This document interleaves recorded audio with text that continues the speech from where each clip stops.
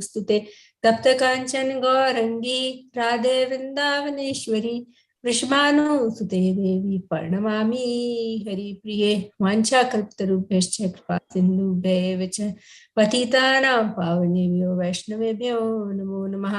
नमो विष्णुपादाय कृष्णप्रेष्ठाय भूतले श्रीमते भक्तिवेदांत स्वामी नामिने नमस्ते सारस्वते देवे गौरवाणी प्रचारिणे निर्विशेषा शून्यवादी पाश्चात्यादेशतारिणे जय श्री कृष्ण चैतन्य प्रभु नित्यानंदा श्री अद्वैता गदाधर श्रीवासादि गौर भक्तवृंदा हरे Krishna Krishna Krishna Hare Hare Hare Rama Ram Rama Hare Hare. I was born in the darkest of ignorance. My spiritual master opened my eyes with torchlight of knowledge. I offer my respectful obeisances unto him.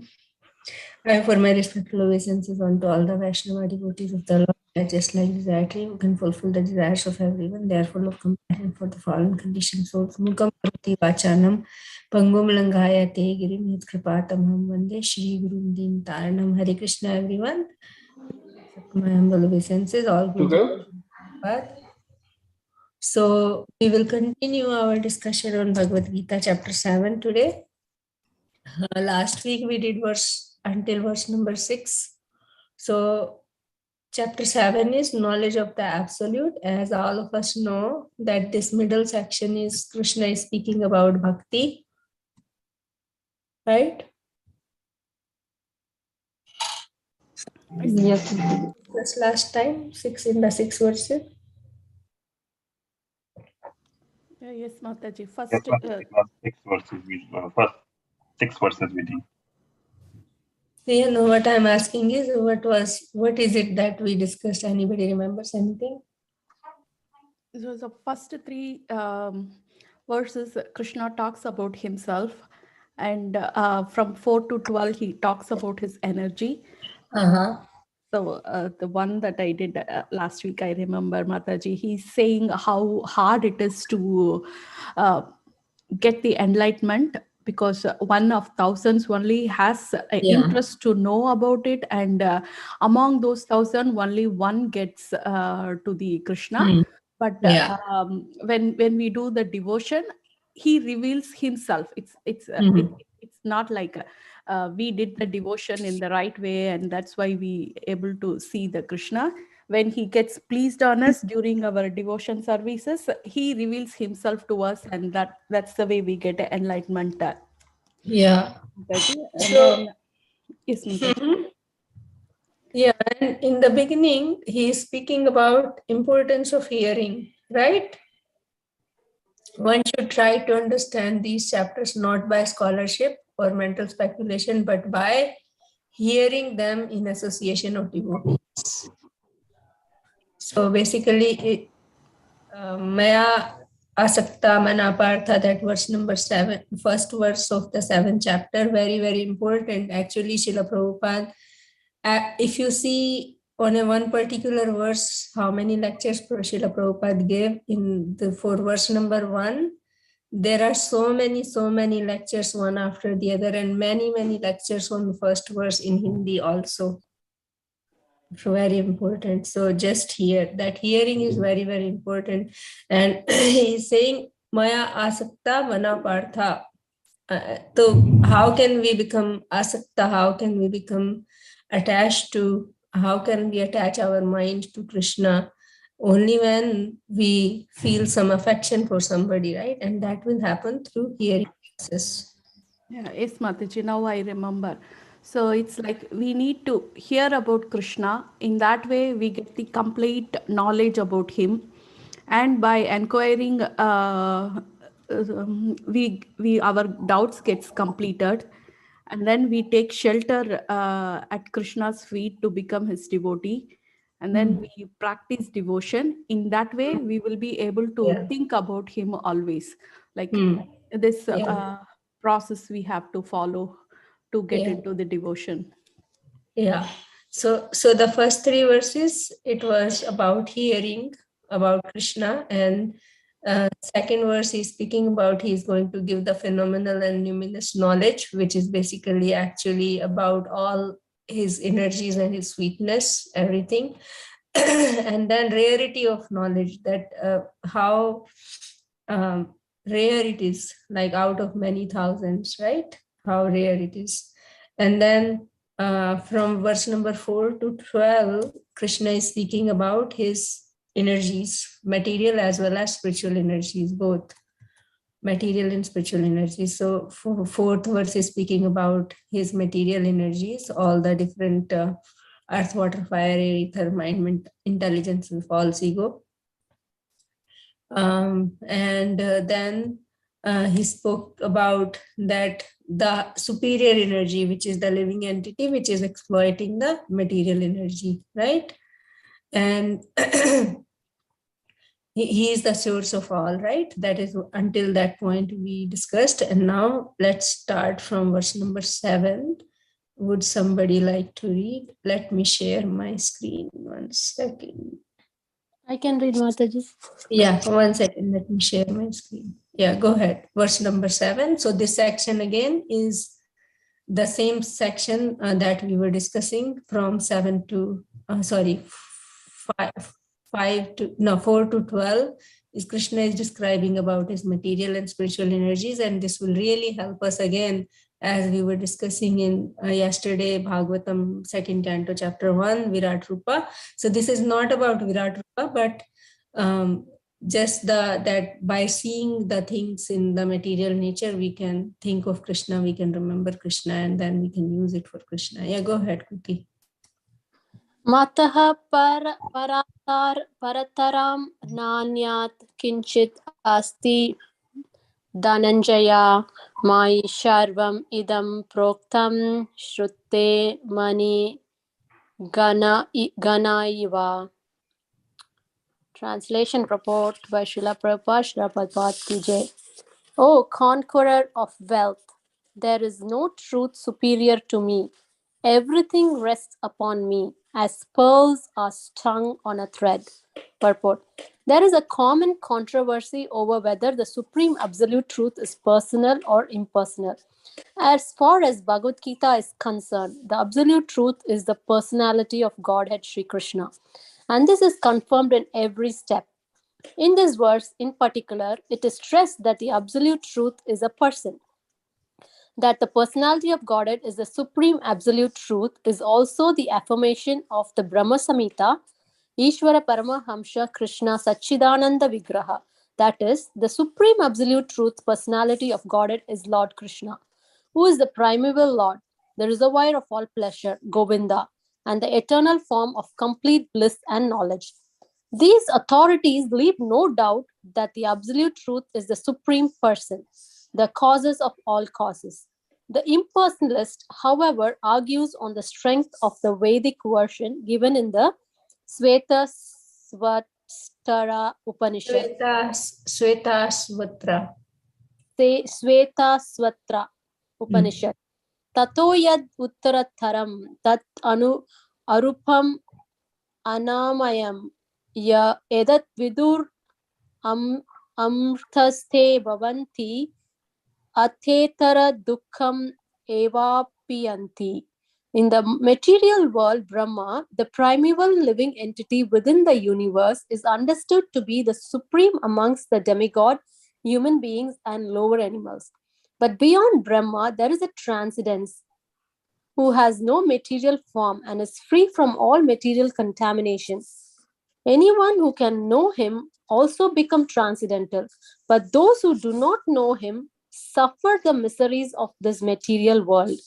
The impersonalists put more stress on the word arupam, but this arupam is not impersonal.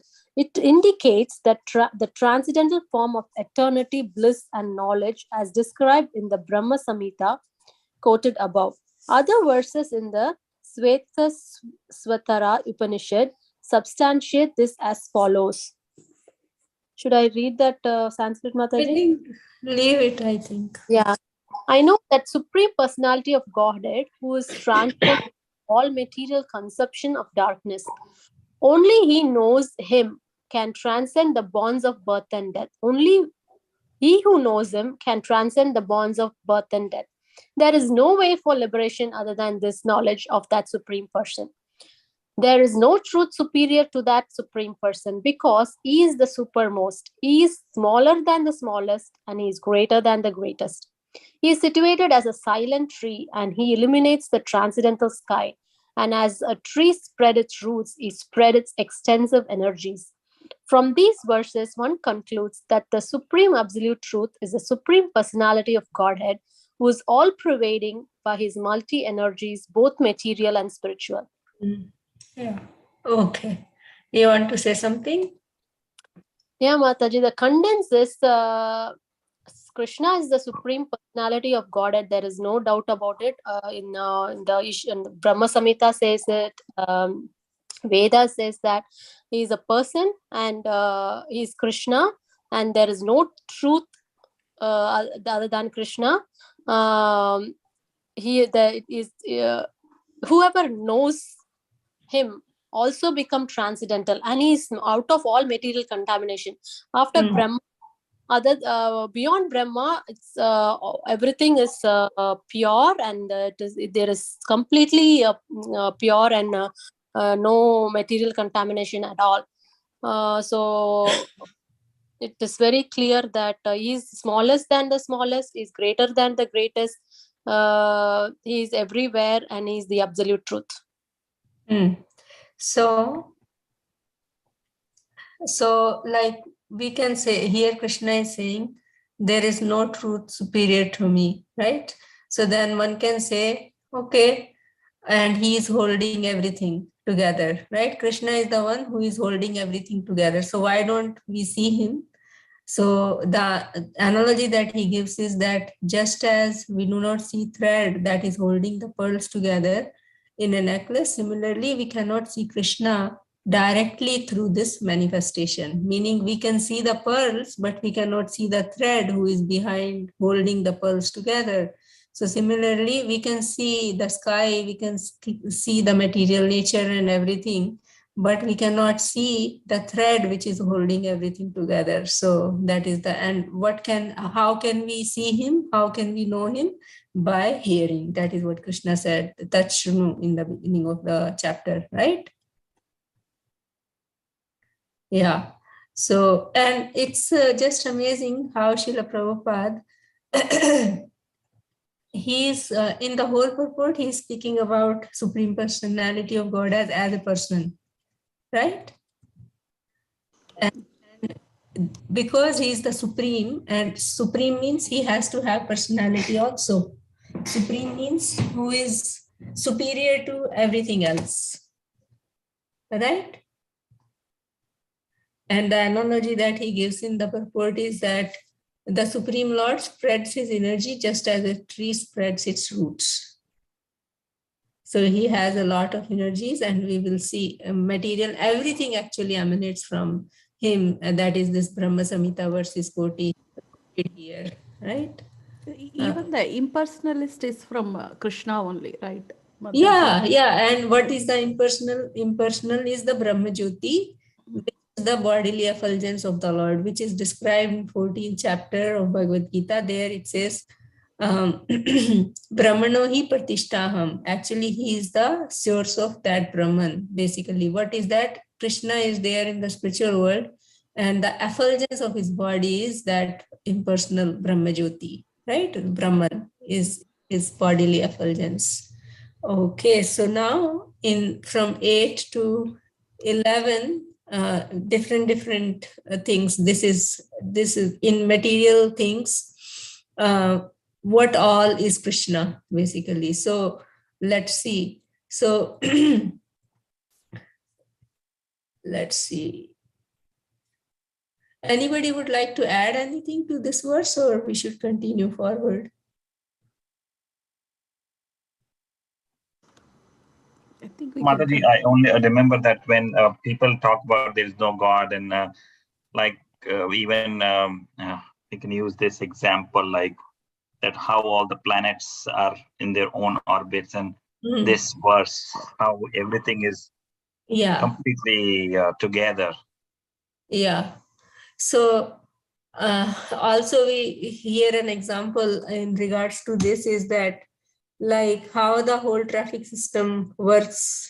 Basically, there are red lights and all that. If it is not, if even in this material world, for the real there are no traffic rules, then what it would be like, right?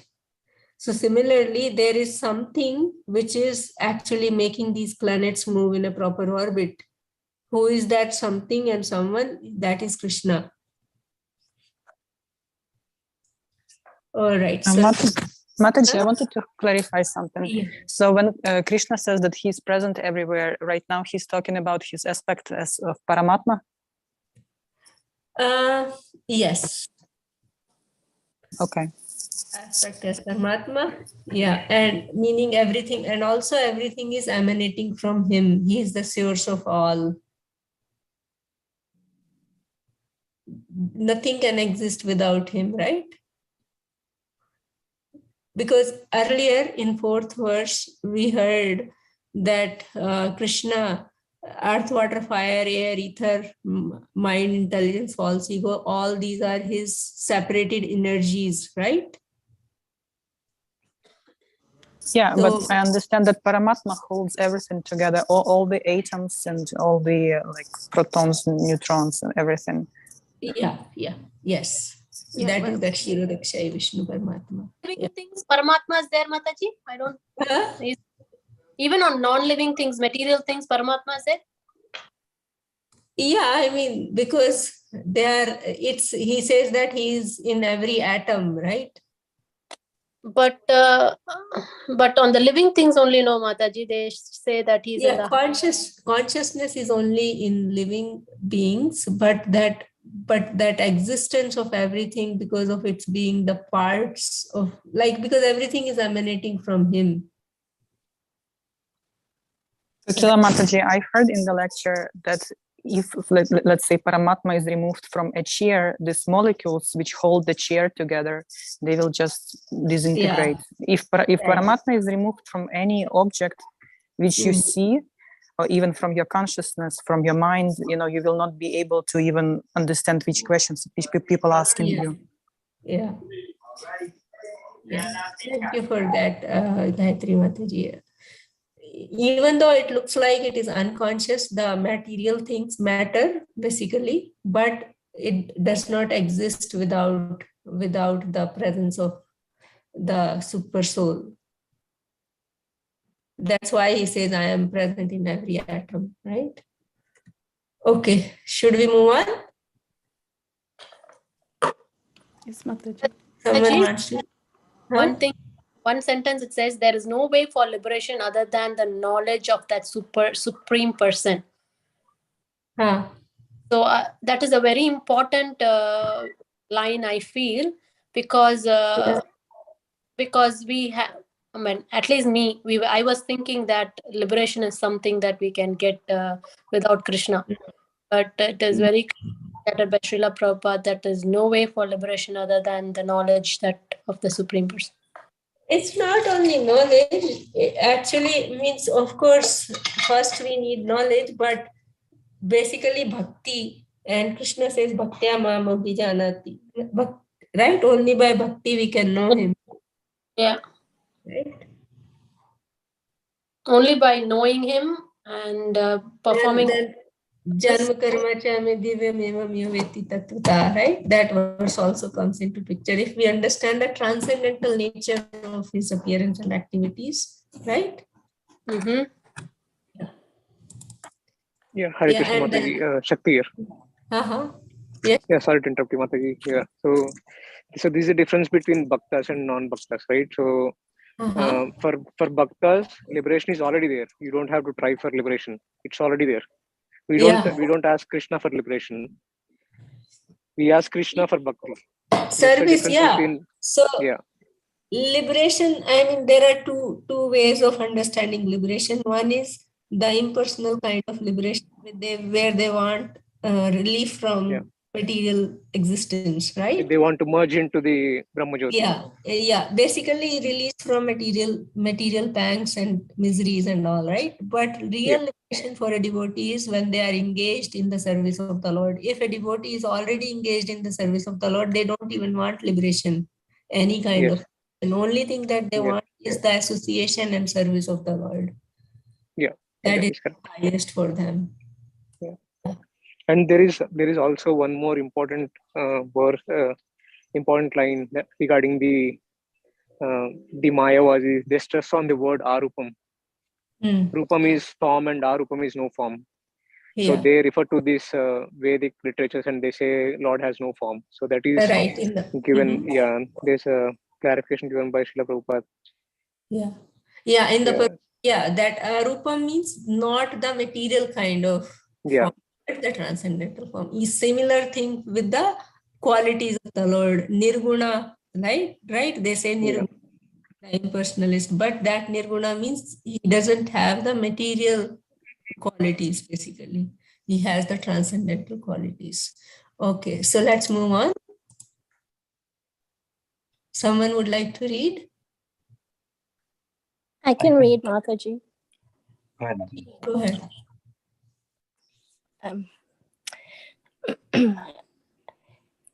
Rasaham apso konteya pravasmi sasi surya yo pranavaha sarva vedeshu sabdaha ke porasham nishu. O son of Kunti, I am the taste of water, the light of the sun and the moon, the syllable Om in the Vedic mantras. I am the sound in ether and ability in man. Purport by His Divine Grace Prabhupada Ki Jai. This verse explains how the Lord is all-pervasive by his diverse material and spiritual energies. The Supreme Lord can be preliminarily perceived by his different energies, and in this way, he is realized impersonally. As the demigod in the sun is a person and is perceived by his all-pervading energy, the sunshine, so the Lord, although in his eternal abode, is perceived by his all-pervading diffusive energies. The taste of water is the active principle of water.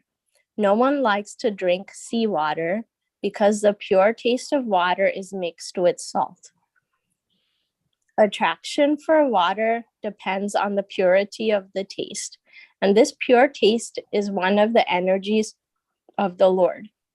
The impersonalist perceives the presence of the Lord in water by its taste, and the personalist also glorifies the Lord for his kindly supplying tasty water to quench man's thirst. That is the way of perceiving the Supreme. Practically speaking, there is no conflict between personalism and impersonalism. One who knows God knows that the impersonal conception and personal conception are simultaneously present in everything, and that there is no contradiction. Therefore, Lord Chaitanya established his sublime doctrine of Achintya Bheda and Abheda Tattva, simultaneous oneness and difference. The light of the sun and the moon is also originally emanating from the Brahma Jyotir, which is the impersonal effulgence of the Lord, and Pranava, or the Omkar, transcendental sound in the beginning of every Vedic hymn, addresses the Supreme Lord. Because the impersonalists are very much afraid of addressing the Supreme Lord Krishna by his innumerable names, they prefer to vibrate the transcendental sound Omkar. But they do not realize that Omkar is the sound representation of Krishna. The jurisdiction of Krishna consciousness extends everywhere, and one who knows Krishna consciousness is blessed. Those who do not know Krishna are an illusion, and so knowledge of Krishna is liberation, and ignorance of him is bondage. Very well. Yeah, you want to say something? I don't know. It's very clear, I guess. Yeah. It's just saying that usually in the beginning, preliminarily, you can sense that there's a supreme being, like that Krishna is present, or supreme being is present, because of the different energies that you see in the world, like sunlight, moonlight, the mountains, the trees, electricity, everything. And then you see how powerful those energies are, and you can realize, oh, there must be some kind of supreme being behind this. Eventually you can realize that. And then it's just saying that the Krishna, even though he might seem like he's far away in his living in Goloka Vrindavan, but you can perceive, anybody can perceive that because of all of his energies that are spread out throughout the universe, you can sense that he's still present because of his energies. Yeah. So just like Srila Prabhupada wrote an example in the purport that we can perceive the sun, right? There is a person, demigod, sun, right? So we perceive the sun's presence by the energy, the sunshine. Similarly, all these things that we see around, actually they are Krishnas. So through seeing them, we can understand the presence of the Supreme Lord, right? So the difference between the impersonalist and the personalist is that the personalist, they see it as that person Krishna has been giving all these things, but the impersonalist, they just think that there is just some energy, and through that superior energy we are getting all these things, right?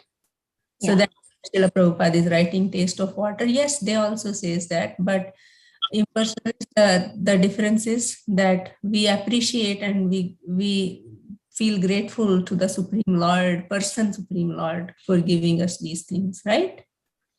So the most important, actually, for all of us to kind of, actually, I was also thinking to write down these things, that what all the presence of in what all things Krishna is giving, so that whenever we look around, we can say, whenever we are drinking water, can say, oh, Krishna is the taste of water, oh, thank you, Krishna, for giving me this water. And whenever we see sunlight or moonlight or any syllable om, then we can think of his presence in there. And if whatever ability we have been given, actually that is coming from Krishna.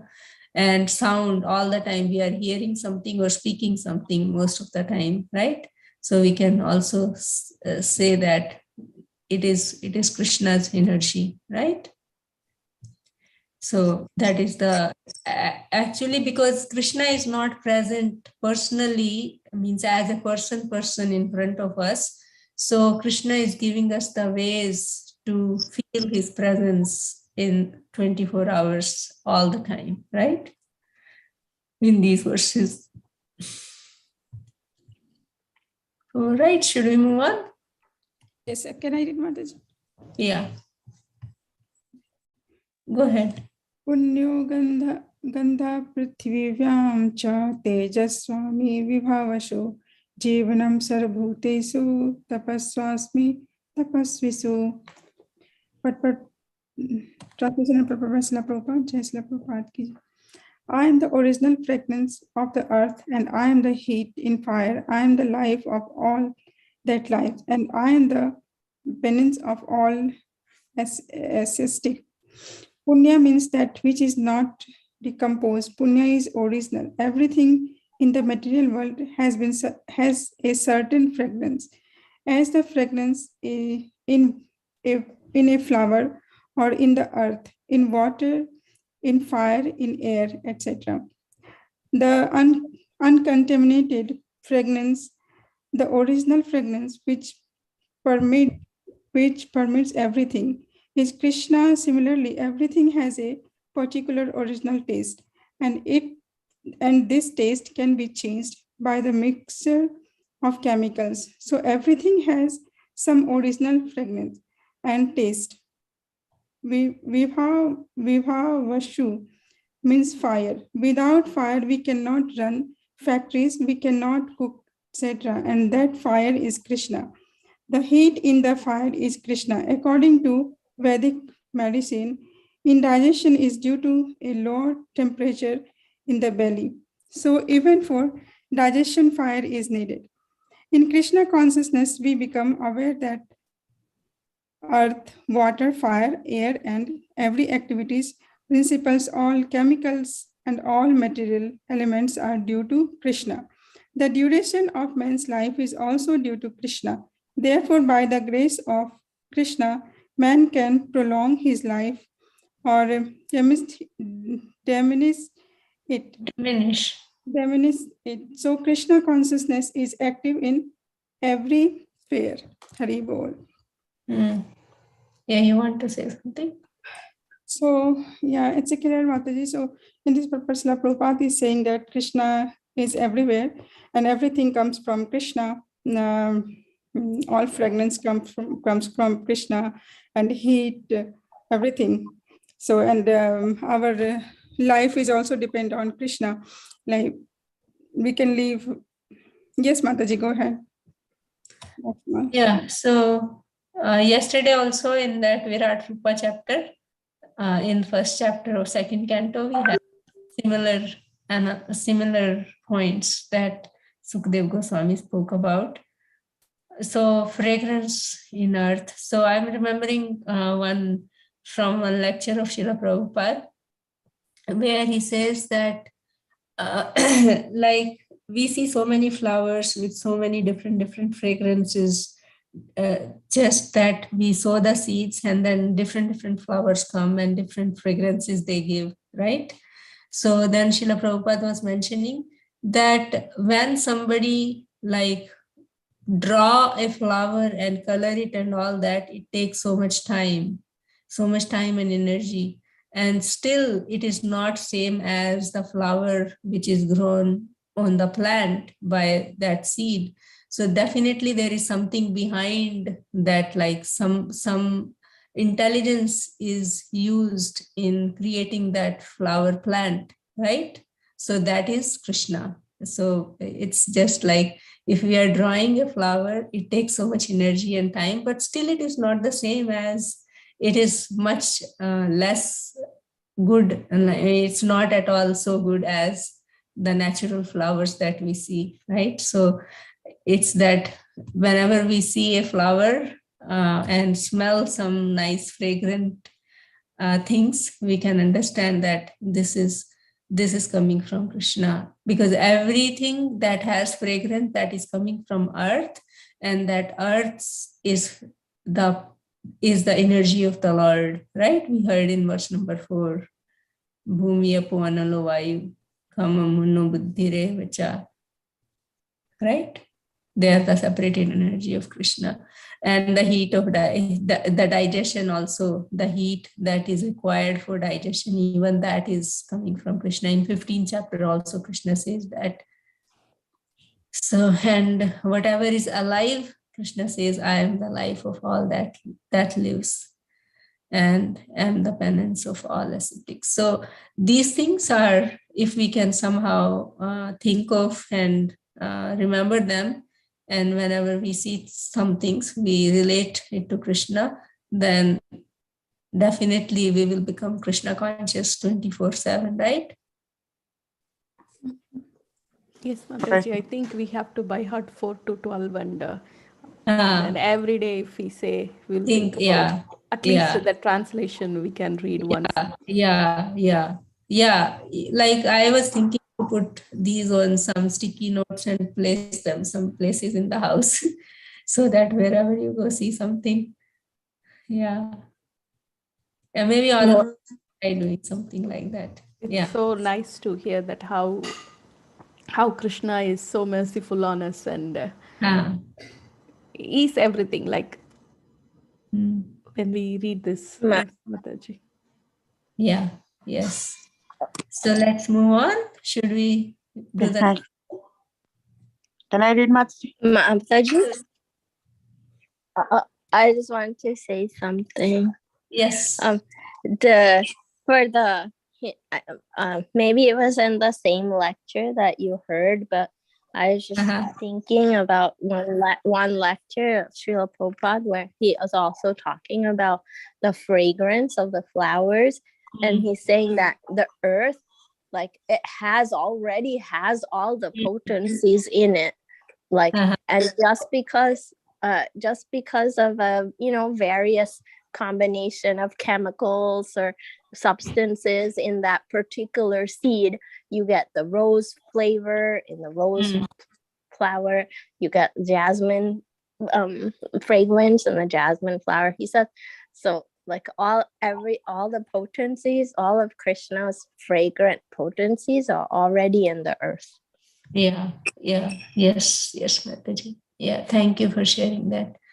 Okay, should we do the next? Yes, Mataji. Yeah, go ahead. Bijam mam sarva bhutanam Viddhi Parth Sanatanam Buddhir Buddhim Tamasmi Tejaswini Namaham. Translation purport by Srila Prabhupada Ki Jai. O son of Partha, know that I am the original seed of all existence, the intelligence of the intelligent, and the prowess of all powerful men. Purport. Bijam means a seed. Krishna is the seed of everything. There are various living entities, movable and inert. Birds, beasts, men, and many other living creatures are moving living entities. Trees and plants, however, are inert. They cannot move, but only stand. Every entity is contained within the scope of 84,000 species of life. Some of them are moving and some of them are inert. In all cases, however, the seat of their life is Krishna. As stated in Vedic literature, Brahman, or the supreme absolute truth, is that from which everything is emanating. Krishna is Param Brahman, the supreme spirit. Brahman is impersonal and Para Brahman is personal. Impersonal Brahman is situated in the personal aspect. That is stated in Bhagavad Gita. Therefore, originally Krishna is the source of everything. He is the root, and the root of a tree maintains the whole tree. Therefore, Krishna, being the original root of all things, maintains everything in this material manifestation. This is also confirmed in the Vedic literature, Katha Upanishad 2.2.13. Nityo Nityanam Chetanas Chetananam Eko Bahunam Yo Vidadhiti Kaman.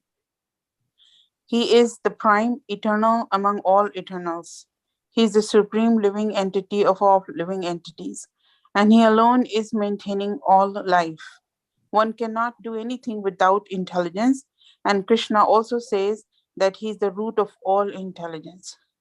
Unless a person is intelligent, he cannot understand the Supreme Personality of Godhead, Krishna. Hare Krishna. Yeah, you want to say something? Yes, Mataji. We were earlier how we were talking about the non-living and living objects, and how could a non-living exist in this world without, because how is Krishna is in a non-living material stuff. So I guess this answers our, if we have any doubts in that, because everything is, I'm thinking like, even the furniture that we think that it is non-living came from innate or inert objects that are considered living. You know, so that just clarified my conception further. And then the fact about the intelligence that they talked later, that without intelligence, we cannot understand Supreme Personality of Godhead. Most of the time we think that we need the knowledge. We really don't need the knowledge. We need the bhakti and the intelligence. The intelligence to attain bhakti and then to attain Krishna through that. Yeah, so just like Krishna and Sutta Goswami in Bhagavatam, first canto, chapter 2, verse number 7, Vasudeve Bhagavati Bhakti Yoga Prayojita Janeti Ashu Vairagyam Jnanam Chayad Ahetukam. So the knowledge arises when there is that bhakti. And as Krishna spoke in verse number 2, numinous and phenomenal knowledge. And after that, you don't need anything, right? So if we have bhakti, if we know Krishna, if one has bhakti, they will know Krishna. And if one knows Krishna, that means they know everything, because everything is emanating from Krishna. Krishna is the source of everything, right? So here, that he is the seed of everything. So very, very nice. Thank you so much for your understanding, Mataji. No problem. I always remember Manju Mataji about that one devotee who just looked at the picture of Krishna, but because of the bhakti he had, he was crying. He was feeling the love for Krishna, so he could not read it. Yeah, illiterate Brahmana. Right. And Lord Chaitanya, people will tease him that you are holding Bhagavad Gita. You are illiterate and you are making a show of reading Bhagavad Gita, right? You would see the picture of Arjuna and Krishna driving the chariot. Chariot, yeah. All right, so let's move on. Or somebody has anything to add before we move on? I was just gonna say that it just reminded me of this verse that we're doing in Bhagavatam class now about where Arjuna is returning after Krishna has left the planet. And he's saying to Yudhishthira, like, all of my prowess and my abilities were all due to Krishna, and then now it's gone. Yes. And then he was morose, and then he remembered that I should remember the instructions of Krishna, and that he gave to me in Bhagavad Gita, right? Yeah. All right. So let's read the next one. Someone would like to read verse number 11. Balam balvatam chaham kamaraga vivarjitam dharma viruddha bhuteshu kamo asmi bharatarashabha. Translation and purport by His Divine Grace A.C. Bhaktivedanta Swami Srila Prabhupada ki jai. I am the strength of the strong, devoid of passion and desire. I am sex life, which is not contrary to religious principles. O Lord of the Bharatas, Arjuna. Purport: the strong man's strength should be applied to protect the weak, not for personal aggression. Similarly, sex life, according to religious principles, dharma, should be for propagation of children, not otherwise. The responsibility of parents is then to make their offspring Krishna conscious. So basically, whatever is falling within the religious principles, because religious principles are given by Krishna, that is that married life and having children, for that purpose only, that ability should be used, and that is representing Krishna, and that means Krishna is completely like pro-religion. He is not doing anything or going against anything which is described as religious or non-religious, right? So because what is dharma, which is actually what the Lord speaks, that is dharma, right? And this strength, when we see somebody is strong, we should see that strength is coming from Krishna, and that Srila Prabhupada is describing here. It is supposed to be used to protect the weak, not for any other personal selfish interest, right? All right. I can read the next one. Yeah, go ahead. Ye chaiva satvika bhava rajasas tamasas chaye mata evati tanvidi natva aham te sute mayi. Translation and purport by His Divine Grace A.C. Bhaktivedanta Swami Srila Prabhupada ki jai.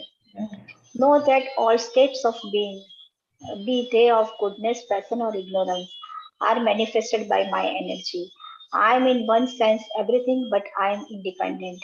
I am not under the modes of material nature, for they, on the contrary, are within me. Purport: all material activities in the world are being conducted under the three modes of material nature. Although these material modes of nature are emanations from the Supreme Lord Krishna, he is not subject to them. For instance, under the states of law, one may be punished, but the king, the lawmaker, is not subject to that law. Similarly, all the modes of material nature, goodness, passion, and ignorance, are emanations from the Supreme Lord Krishna. But Krishna is not subject to material nature. Therefore, he is nirguna, which means that these gunas or modes, although issuing from him, do not affect him. That is one of the special characteristics of Bhagavan, or the Supreme Personality of Godhead. Hare Krishna. Yeah, Mataji, you want to say something? Yeah, so it's very clear that these three gunas, all in this material world is under these three modes of material nature, and all these three gunas are emanations from Krishna. But these three gunas is not affected to Krishna. So that's why he is nirguna. And Srila Prabhupada gives the analogy, just like the king, he makes the law and he gives the punishment to the citizens whoever do the wrong things. But that law does not belongs to the king. Similarly, Krishna is above these three modes of material nature. That's why he is nirguna. It's one of his characteristics of Bhagavan. Yeah. So basically, the analogy, the example that Srila Prabhupada gives is of the king, lawmaker, right? He is not subject to. He might go to the prison sometimes, right? But he is not. He does not have to live like the prisoners there, right? So, and because Krishna is the creator of all these, so we see that Maya Adhyakshina Prakriti Suyate Sacharacharam, because he is directing those, he is the controller of those, so he cannot get under the control of the modes of material nature, right? Yeah, so this section is complete here.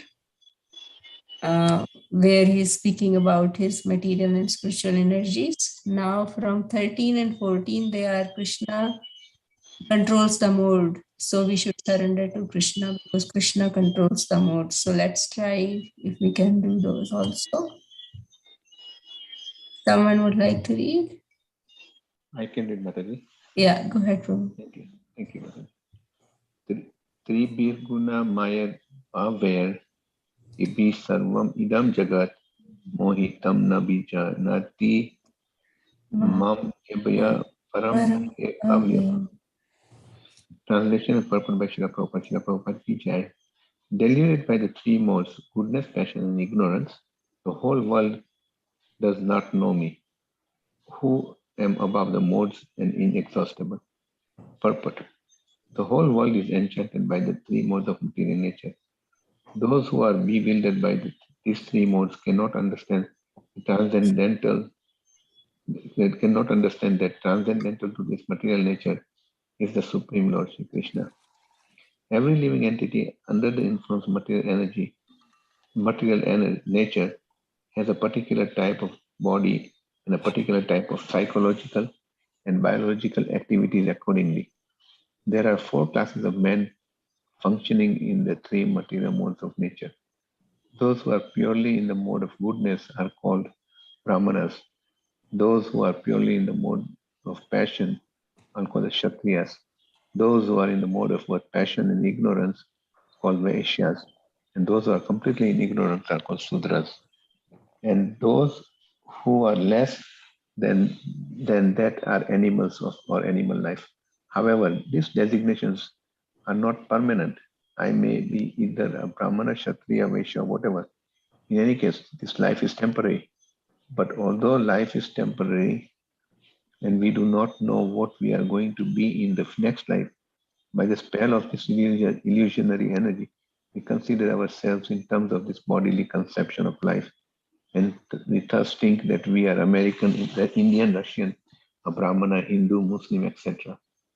And we become entangled in the modes of material nature. Then we forget that Supreme Personality of Godhead, who is behind all these modes. So Lord Krishna says that living entities deluded by these three modes of nature do not understand that behind the material background is the Supreme Personality of Godhead. There are many different kinds of living entities, human beings, demigods, animals, etc. And each and every one of them is under the influence of material nature, and all of them have forgotten the transcendent personality of Godhead. Those who are in the modes of passion and ignorance, and even those who are in the mode of goodness, cannot go beyond the impersonal Brahman conception of the absolute truth. They are bewildered before the Supreme Lord in his personal feature, which possesses all beauty, opulence, knowledge, strength, fame, and renunciation. Even those who are in goodness cannot understand when those even in goodness cannot understand what hope is there for those in the passion and ignorance. Krishna consciousness is transcendental to all these three modes of material nature, and those who are truly established in Krishna consciousness are actually liberated. Very good. Yeah, you want to say something, Prabhu? Yes, Mataji. So here it said that anybody who's under the three modes of nature, either goodness, passion, or ignorance, they cannot know Krishna because Krishna is above all these three modes, and people are bound up because of these three modes, and the only way you can do is rise above these modes. And Krishna says that different living different living entities, including human beings, demigods, animals, each and every one is under the influence of material nature, and all of them have forgotten the transcendental personality of the Lord. But I think that's all I have to say from this paragraph. Yeah, so basically the connection of this verse to the previous verses is that in the previous verses we heard that Krishna is everywhere, right? He's the essence of everything. He's the source of everything. So why cannot we see him, right? Why can't we see him as the essence of everything? So because he's present everywhere, so the reason is because we are deluded by the modes of material nature and we cannot see him. Just like we say that the living entities, we have 4 defects, right? We have 4 defects, the propensity to make mistakes, imperfect senses, illusion, and propensity to cheat, right? So we cannot know the things as they are. We can see only to a certain point. Our vision can make us to see, but there is things beyond that, right? So same way, because of being constrained under these modes of material nature, we cannot understand things as they are. So that is the reason we cannot see. Yeah. And Srila Prabhupada is speaking about the 4 varnas and ashram modes of material. So one has to go beyond the modes of material nature. And what is the way to go beyond the modes of material nature? Krishna says in Bhagavad Gita 14th chapter, verse number 26. Mam chayove vicharina bhakti yogina sevate sa gunan samatitetan brahma bhuyaya kalpate. So meaning by unflinching, undeviated devotional service, we can get over the modes of material nature, right? Otherwise, we will be just entangled in these modes. Yeah, and later on, we will see in 14th chapter how Krishna describes all different modes of material nature. So by understanding those modes of material nature, we can understand where we are and how we can rise above that particular mode, right? So I think it's 8:28. So if somebody has something to add or say, correct something, please go ahead. Mataji, I have a question in this Yeah. verse. That word param avyayam. So avyayam is inexhaustible. So can you elaborate on that? Because here the translation is who am above the modes and inexhaustible. Avyayam, yeah, here inexhaustible. Yeah, above the modes and inexhaustible. So basically we see that in material things, there is deterioration that happens, right? So it's the same 1 minus 1 is like when we take out something from Krishna, it's still inexhaustible. He still remains same, yeah. Om Purnamata Purnam Idam Purnat Purnam Udachyate Purnasya Purnam Adaya Purnam Eva Vashishyate. So from him, so many units are emanating, but still he remains the same. Okay. Thank you, Mataji. Yeah. And in material nature, we see things deteriorate with time, right? Yes, Mataji. Yeah, so that is what, if he is not that. So anything else quickly? Just when I was going through this purport, Mataji, it came across even the non-living is Krishna, right, Mataji? Yeah. So Yeah.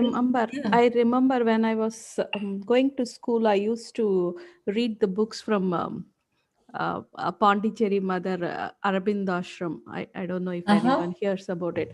There, in the books they used to say, like, when we come to the home, we should not throw our slippers because that has some energies.